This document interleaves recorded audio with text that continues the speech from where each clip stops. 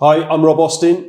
And I'm Sarah Hynes. And we're here today to talk about the malting barley market. We're going to talk about production, we're going to talk about demand, and we're going to talk about how those two factors affect the price. We're also going to summarise the current UK position. Let's get into it. We've talked a huge amount in the growing season about how crops are grown, how harvest has been going, but we're very conscious we've not talked about pricing, we've not talked about markets. So Sarah and I talk every day about pricing and what's important to our production. I certainly do. We do, and we're going to talk.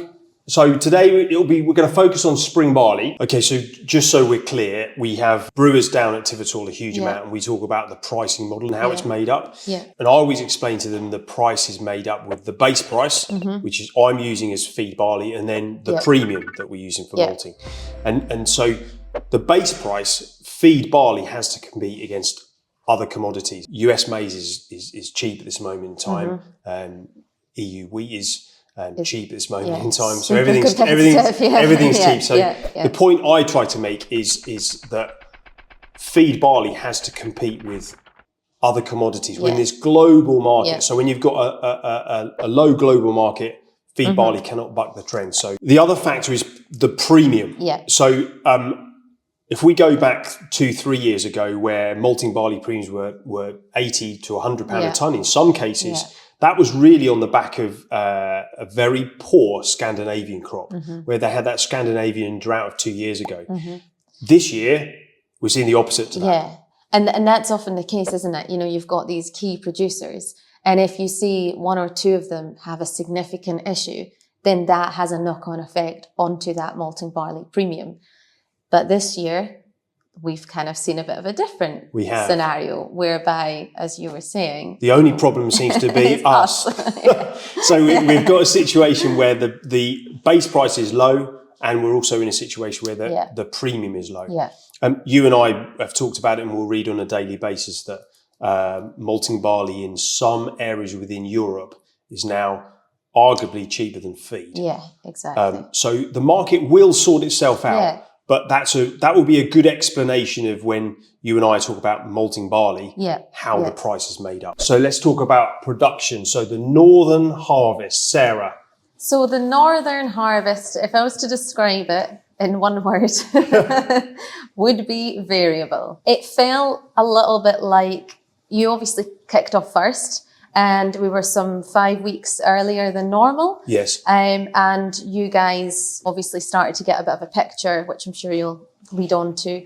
And as we started, things actually didn't look too bad. No. Ultimately, you know, those early kind of sown crops had gone into good soil beds, and that shone through. We did anticipate that there would be a bit of concern, you know, as we'd come through. I mean, don't want to dwell on the weather too much, because I know that has been talked about in a lot of the videos prior. Firstly, again, I'm going to talk about weather. It wouldn't be me if I didn't talk about my famous thing, the weather. Surprise, surprise, the weather. Weather.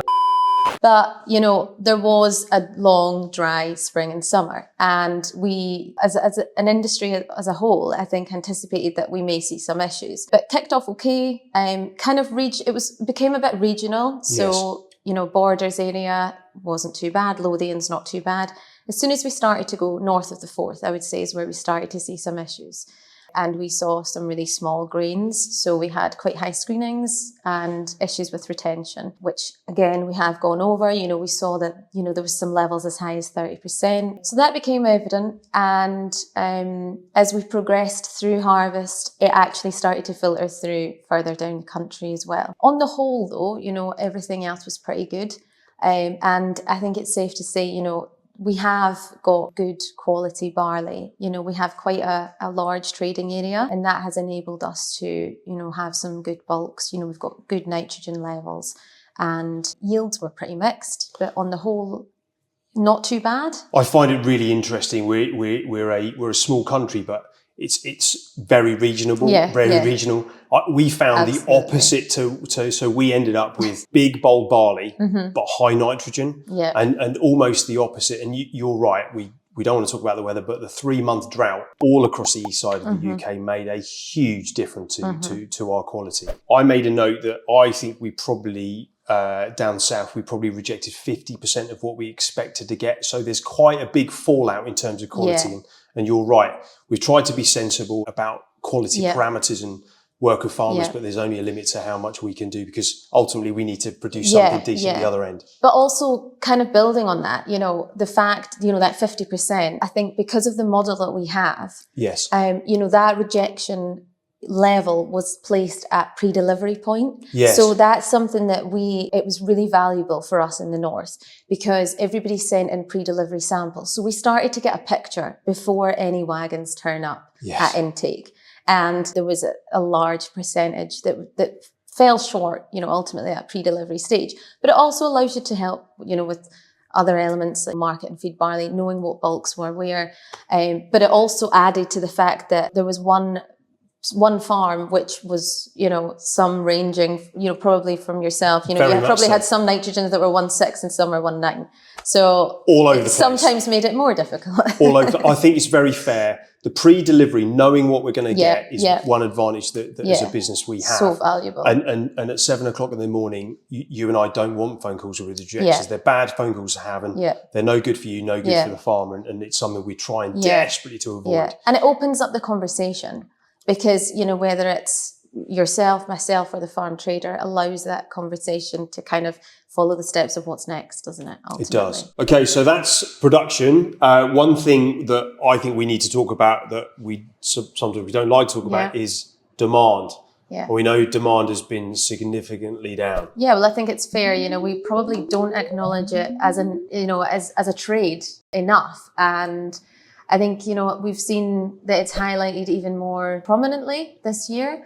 It's no secret that ultimately, particularly the distilling industry has come under quite a lot of pressure, and we have seen increased reduction in demand over the past year. But this is something that, as a business, we did actually have a little bit of indication and insight at the end of it would be harvest 24. So kind of as we'd intaken all of our barley around about then. And we contract slightly different to how you do it in the south. And we go out and we contract kind of longer term agreements, on farm with our suppliers. Yes. And look to kind of mirror, these kind of relationships that we have upstream. And so that's something that we had started to get a bit of an insight into. So when we were going out and renewing our contracts, we unfortunately had to have conversations regarding reducing tonnages that we were going to have contracted for going forward. But what that did mean, being able to open up that conversation meant that it allowed people to be able to look at other options. And it's maybe not the best situation, but, hopefully it helped in terms of having that conversation. Also trying to filter, a little bit of insight on farm, to what was going on, and opening up that conversation. Unfortunately, probably didn't get any better as the season has proceeded. No. And, it seems to be something that, has really become pretty prevalent throughout harvest time. And we could be in this lull for a while yet. Exactly. But certainly this supply versus demand, which will ultimately generate the value.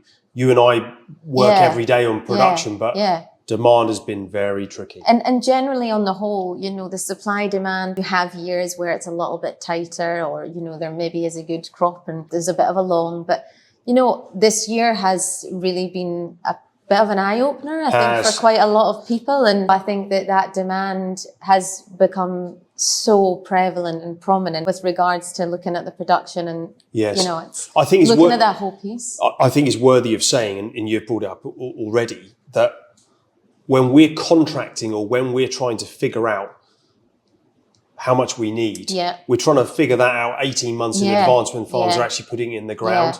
And it's a tricky one to get right. It is. And you can only be making decisions on the best information that you've got at the time. That's right. And that's where we are. Yes. One note I made was that we're in this global market. Mm-hmm. And so other key producers in Europe, i.e. France, Scandinavia, have actually had a pretty decent very summer. Good. And so where our quality's been average, all over the place, they've had some pretty decent yields, they've had some pretty good quality. And so price-wise on the international markets, we're under huge amount of pressure in regards to pricing.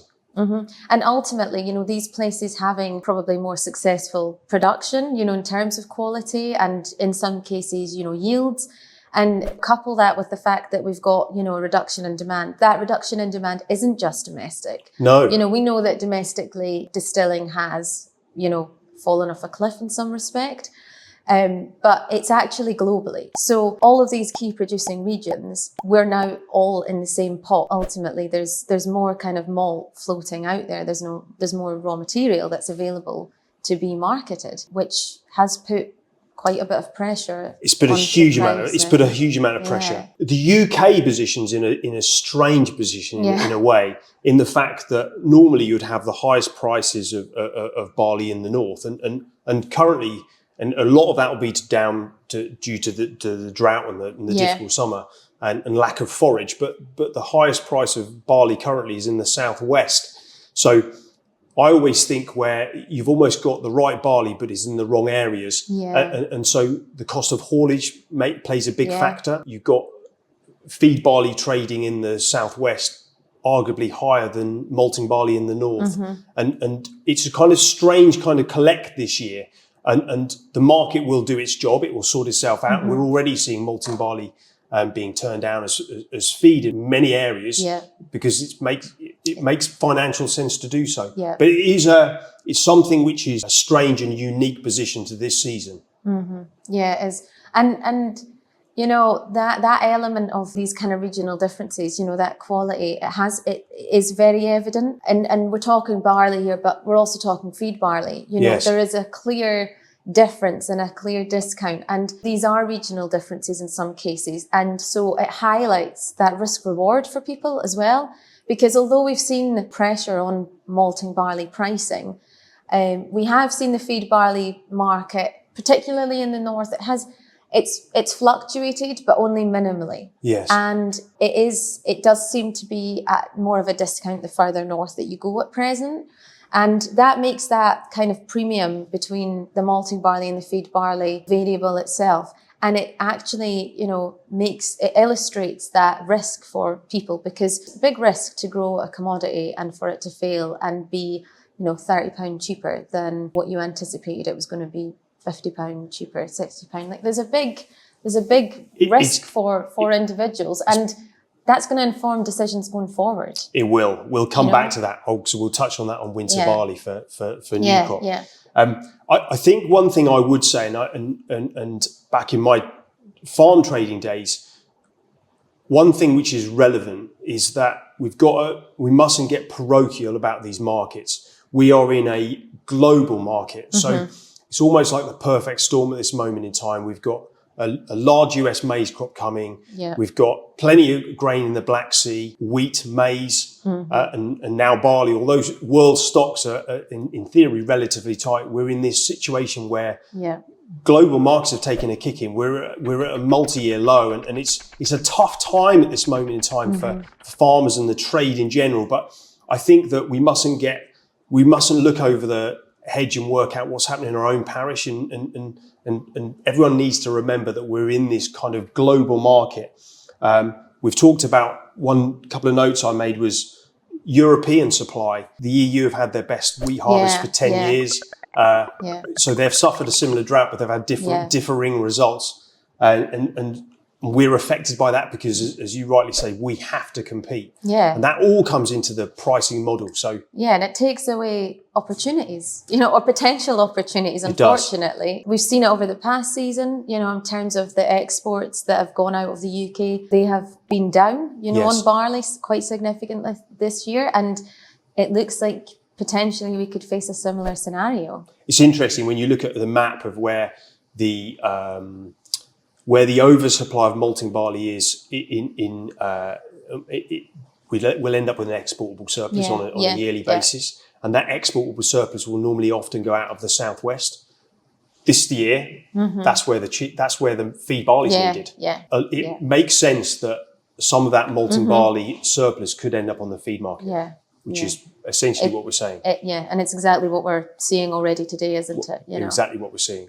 So all in all, we're seeing a pretty difficult and potentially gloomy market. So a few takeaway messages. We always like to try and end with some positives. I wrote down the old saying of low prices cure low prices. So inevitably, when a market has been battered and low for a while, things can happen externally, or you'll see a market flip round. Yeah. One great example we're seeing at the moment is winter barley, which is quite an important factor to our business. We need winter malting barley. We've seen winter barley area in the UK get lower year on year on year, and we've now had to go and contract barley to get it grown to make sure that we have enough, and so prices will not always go in one direction, and so that would be a great example of a market that exactly cannot stay low forever. Yeah. The other point is that when prices are too low, farmers will vote with their feet, and we're now seeing that potentially, not yet with spring barley, but it's in open autumn. People are planting plenty of wheat down in the south. And we're not seeing it yet on spring barley. No. But there is, conversations surrounding what other options people have. And as you say, it is good planting conditions. Great planting conditions. There's more wheat going in the ground. The farmers will remember a low premium year. So we get a weather problem, and we could see this market flip round, which is the reason, and the saying goes, as low prices cure low prices. And it's important to acknowledge that, these people who utilise barley, they need a supply. It comes back to supply and demand. It does. Always comes back to that. And talking about demand, is there any positives on demand? I wrote down the Indian trade deal. Yeah, I think, it is fair that, I think there's optimism. It's cautious optimism. The Indian trade deal is one example. Something like that could be so important for the industry and provide so much opportunity. But there's so many intricacies involved with that, and these things don't happen overnight. They do so not. There's lots of little things to work through. But, it definitely provides evidence that there is, opportunities. I think it's probably fair to acknowledge that, it is a cyclical industry. Being someone a little bit of a younger generation, this is probably the first time that I have seen such a challenging time in this industry. And a lot of my colleagues around us, have often, reiterated that it is a cyclical industry. And if you do look back at data and information in history, it's true, I think historically these kind of cycles would last 3 to 5 years, or would take 3 to 5 years to cement themselves. And it seems to be that what we're seeing is everything's happening quicker, and it's been a lot more consolidated. Yes. So that being said, is there a hope that, that uptick may not take as long as maybe what it's historically done? And there is hope there that is going to come round. There is confidence in the industry. There has been a lot of kind of developments and people, looking to make plans and invest in the industry, whether it be distilleries or, new breweries. Some of that, has maybe seen a pause, but those plans are still there. So that helps. It feels like there is some confidence that it's going to pick up. Things are going to turn around. It's just time. Just time. It just feels that it's just time. Patience. Yeah. Just patience. And that's easier said than done. That's easier said than done. I hope you found today really useful, chatting about the markets. I'm sure we'll do this again. If there's any follow-up questions, make some comments. Happy to hear them, and we'll try and follow those up in future conversations. Sarah, thank you for your time. Thank you very much. Very good debut today, and I'm sure you'll be asked to do it again. Thank you.